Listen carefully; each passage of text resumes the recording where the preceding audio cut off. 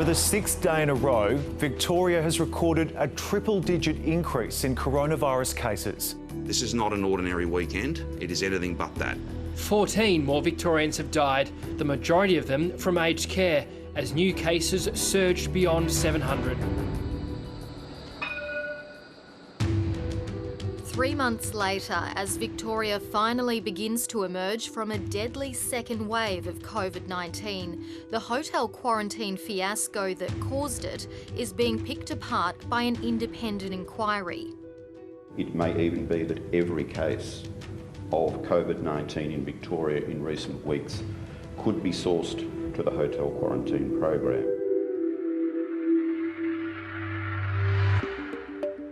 In the biggest week of hearings in more than a month, the state's most powerful decision makers are being examined. The decision to engage private security ended up employing thousands of people and costing tens of millions of dollars. Shouldn't we be able to say who made it? It's a really interesting and important question. The inquiry was launched in July after outbreaks at 2 hotels were linked to infection control breaches by private security guards. What went wrong and who was responsible are questions at the heart of this examination. Friday, March 27th has emerged as a critical date. It's when Victoria started scrambling, along with other states, to set up hotel quarantine in less than 2 days. We are now going to have a situation from midnight tomorrow night that you won't be quarantining at home on some honesty basis. You will be quarantined with appropriate support at a hotel. That afternoon, former Police Commissioner Graham Ashton texted Victoria's top public servant Chris Eccles to ask what role police would play. He then texted his Australian Federal Police counterpart, saying, "Mate, my advice is that ADF will do passenger transfer and private security will be used. That's the deal set up by our DPC." At a press conference at 3 p.m, the Premier confirms private security will be used. Okay. Police, private security, all of our health team will be able to monitor compliance in a much easier way in a static location. Thanks. A critical planning meeting was then held at the State Control Centre. Multiple government agencies and departments were involved. And it was at this meeting that the use of private security over police or defence troops was discussed, as revealed in this audio recording played at the inquiry. So is private security, Victoria Police, I understand that the preference of Victoria Police or the Chief Commissioner is that private security be the first line of security and police to respond as required. Is that your understanding, Mick? Yes, it's Mick Granger here. Absolutely, that's our preference. Who made the call to hire private security is a central question no one seems to know the answer to.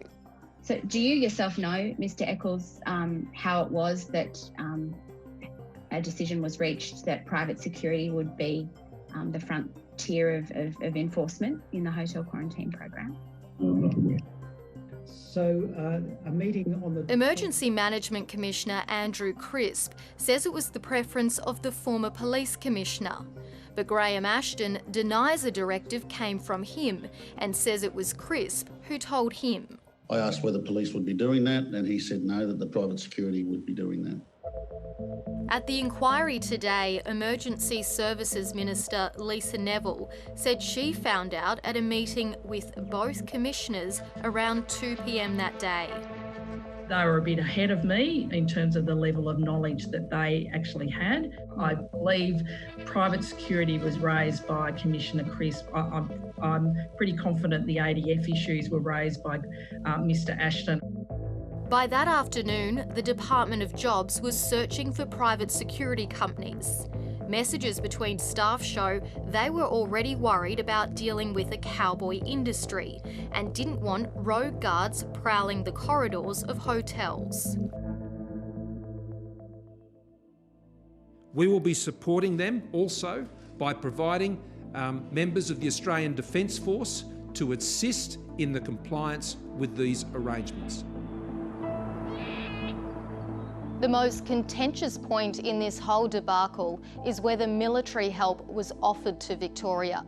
Last month, Premier Daniel Andrews told a parliamentary inquiry that ADF support wasn't made available, a statement he stands by. I think it is fundamentally incorrect to assert that there was hundreds of ADF staff on offer. But audio reveals that even on the first day the program was being set up, Victorian authorities knew ADF support was an option, but chose not to take it.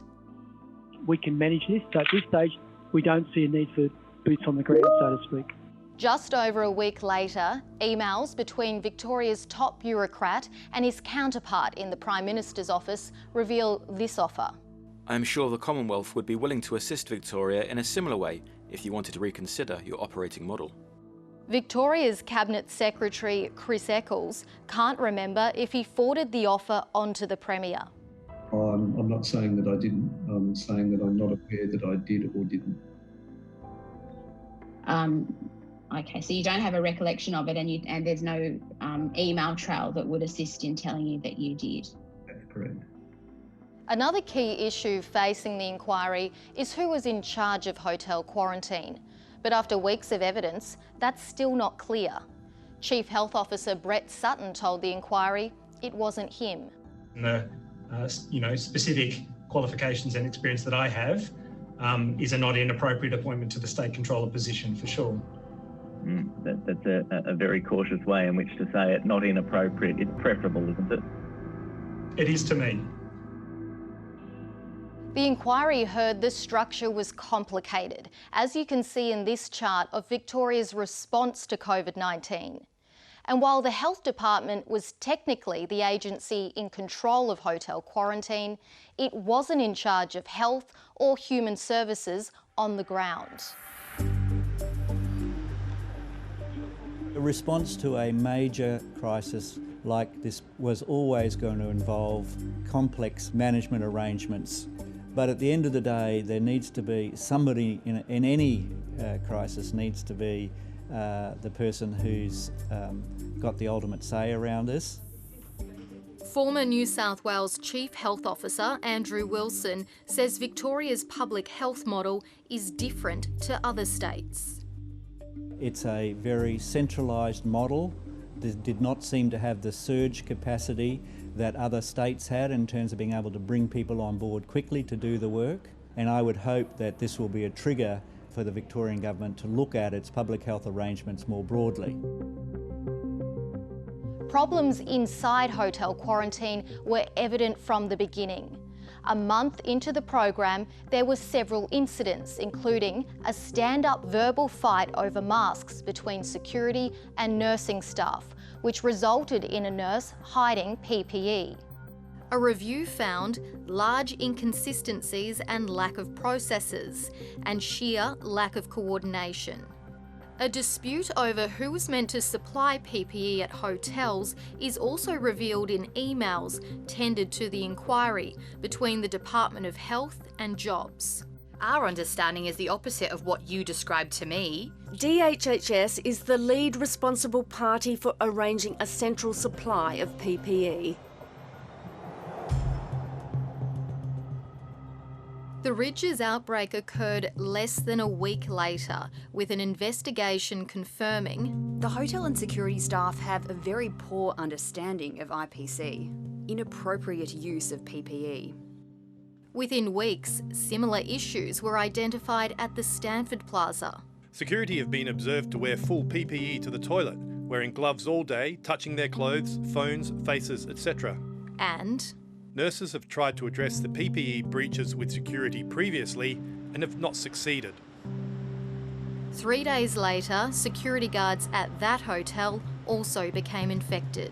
Among the 13 new cases today, 5 are security guards linked to a cluster at the Stanford Plaza Hotel. More than 30 guards ended up contracting COVID-19 before the virus spread, sparking Victoria's second wave, which has now killed more than 700 people. The primary objective of any hotel quarantine program is a health objective, preventing the further spread of a disease. As the inquiry enters its final stages, the evidence has already shown there were known issues with cleaning, infection control and the use of PPE before the outbreaks happened. The board may well find that these risks were foreseeable and may have actually been foreseen had there been an appropriate level of health focus in the program, from the top down to the bottom. The Health Minister and the Premier will appear tomorrow and Friday.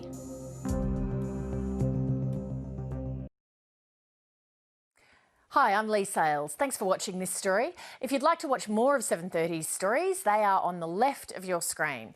And tap on the button below to subscribe and get the latest from ABC News.